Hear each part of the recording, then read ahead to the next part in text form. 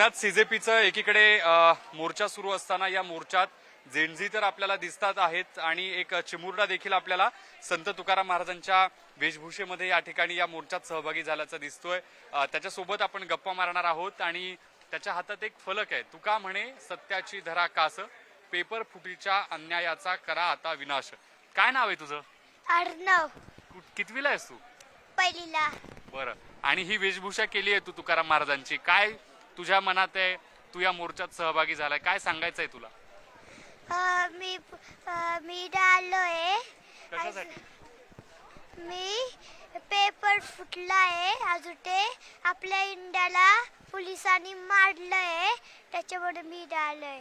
बरं बरं, काय वाटतंय तुला? काय या निमित्ताने तू सांगणार आहे? तुझ्या मनात काय आहे? तू कशासाठी या मोर्चात सहभागी झालेला आहेस? कितवीला आहेस तू? पहिली। बर, आणि राहिला कुठे? पुण्यात। बर, आणि आता तू शेवटपर्यंत मोर्चात जाणार आहेस का? हा।